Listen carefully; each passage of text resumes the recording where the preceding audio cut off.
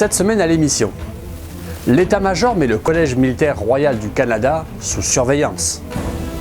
Les voltigeurs de Québec frappent leur dollar dans le cuivre du toit du manège incendié en 2008.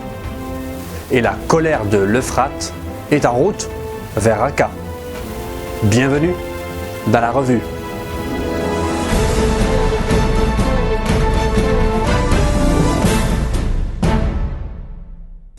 Après plusieurs décès troublants et des comportements inappropriés au Collège militaire royal du Canada, l'état-major a décidé de passer au microscope plusieurs aspects de la vie des élèves officiers. Une équipe de 8 militaires est arrivée le 2 novembre au CMRC pour enquêter sur les facteurs de stress et le soutien aux élèves, le moral, le leadership, le personnel du collège et la formation et l'apprentissage. Les hauts gradés feront part de leurs conclusions au général Jonathan Vance et au vice-amiral Mark Norman d'ici à la fin de l'année et un rapport sera publié un peu plus tard. Au cours des derniers mois, plusieurs élèves sont décédés dans des circonstances troubles et un climat lourd règne dans les couloirs du collège, plusieurs estimant même qu'il est pourri et malsain. En interview pour 45heure.ca, le vice-amiral Norman a reconnu l'obligation et la responsabilité de fournir aux élèves le meilleur environnement de formation possible. Pendant ce temps au Québec, le Collège militaire royal de Saint-Jean a ouvert ses portes au public samedi 5. Alors que le retour du niveau universitaire devient une question de plus en plus abordée, ce sont plus de 1200 personnes qui sont venues visiter le collège pour exactement 101 inscriptions. Que ce soit pour des opérations de maintien de la paix ou des opérations de combat, le CMR Saint-Jean va clairement devenir dans les prochaines années un centre d'excellence unique au Canada. Accusé d'avoir commis certains gestes sur des cadets de 1998 à 2007, le lieutenant-colonel Mason Stoker a finalement été blanchi.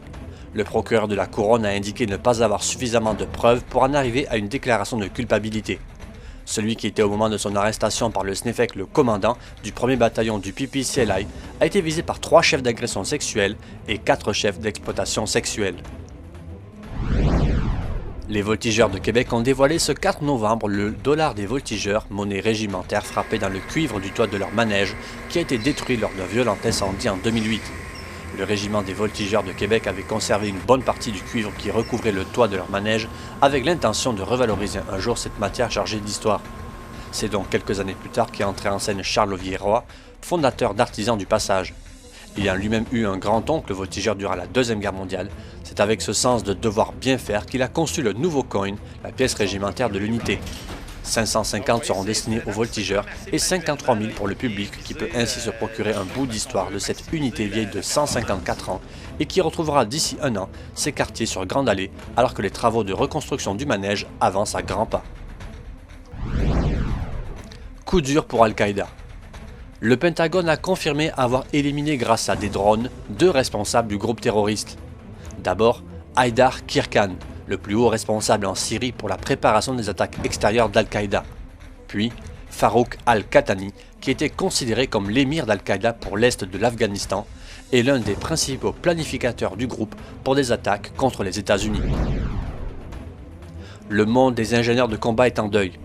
On a appris cette semaine que le caporal Pierre-Antoine Lheureux, membre de la force régulière au 1er régiment du génie de combat à Edmonton, est décédé soudainement le 22 octobre dernier. Le militaire né à Saint-Jean-sur-Richelieu avait pris part à l'opération Lintus dans le cadre de l'unité d'intervention en cas d'incident qui a répondu aux inondations de Calgary au printemps-été 2013.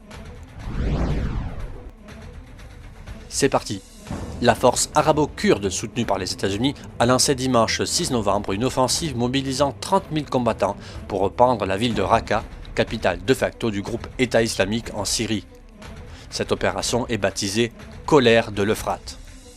L'annonce, très attendue, intervient au moment où une vaste opération est en cours pour déloger l'EI de son bastion de Mossoul en Irak.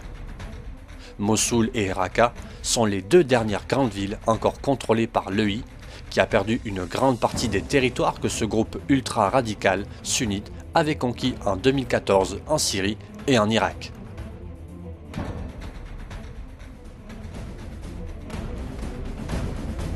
Voilà, merci d'avoir regardé cette revue de l'actualité de la semaine du lundi 31 octobre au dimanche 6 novembre. Rendez-vous la semaine prochaine.